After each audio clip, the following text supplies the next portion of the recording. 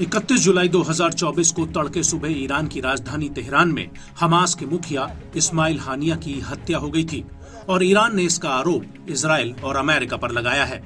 Iran ने Israel को सीधी धमकी दी है कि वो जवाबी हमले के लिए तैयार रहे और ये हमला 13 अप्रैल 2024 को हुए ईरानी हमले से बिल्कुल अलग होगा। ईरान के सुप्रीम लीडर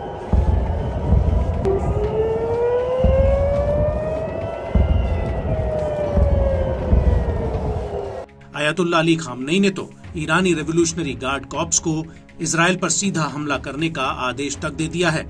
लेकिन अगर ईरान इजराइल पर हमला करता है तो इजराइल उसके ऊपर जवाबी हमला जरूर करेगा और ऐसे में ईरान खुद को कैसे बचाएगा, ये अपने आप में बहुत बड़ा सवाल है।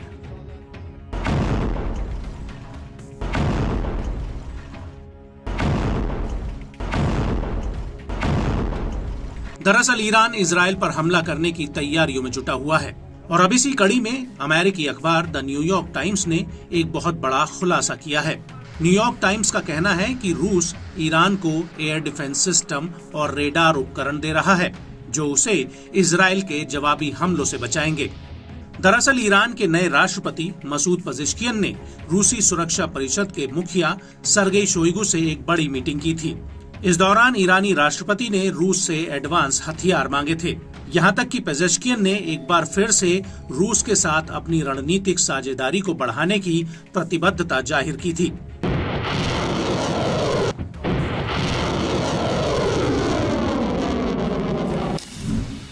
पेजेश्कियन ने शोइगु से कहा कि रूस उन देशों में से है जो ईरानी राष्ट्र के साथ मुश्किल घड़ी में खड़ा रहा है और इजराइल की गाजा में आपराधिक कार्रवाई और तेहरान में पिछले हफ्ते हमास के मुखिया इस्माइल हानिया की हत्या इजराइल द्वारा किए गए सभी अंतर्राष्ट्रीय कानूनों और नियमों के खुले उल्लंघन का उदाहरण है।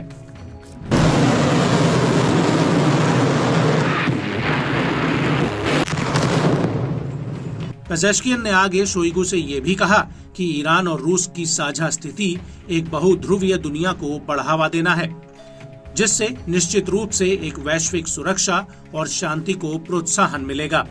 आपको बता दें कि मिडिल ईस्ट के संकट और रूस यूक्रेन युद्ध ने पुतिन और ईरान की दोस्ती को और मजबूत किया है, क्योंकि यूक्रेन में जब रूसी सेना कमजोर पड़ने लगी थी तब ईरान ने उसे हजारों घातक कामिकेज ड्रोन्स और मिसाइलें सप्लाई की थी जिनके दम पर रूसी सेना ने यूक्रेन में बहुत बड़ी तबाही मचाई थी।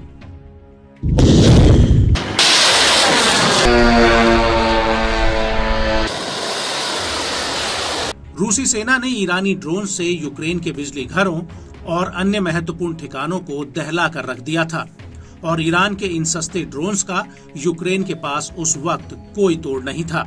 वहीं मिडिल ईस्ट की बात करें तो रूस हमास और हिजबुल्ला का बहुत बड़ा सपोर्टर है और इन दोनों ही गुटों के पीछे ईरान का हाथ है।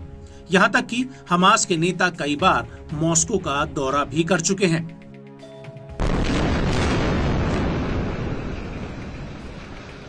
वहीं पुतिन ने इस्माइल हानिया की हत्या की भी भरसक निंदा की है।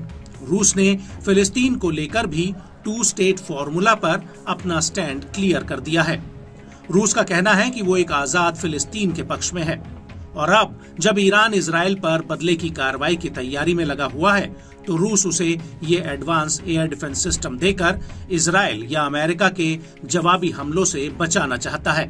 हालांकि रूस के कई हथियार ईरान के पास पहले से ही हैं और ईरान के रास्ते ये हथियार हिजबुल्ला और हमास तक पहुंच चुके हैं।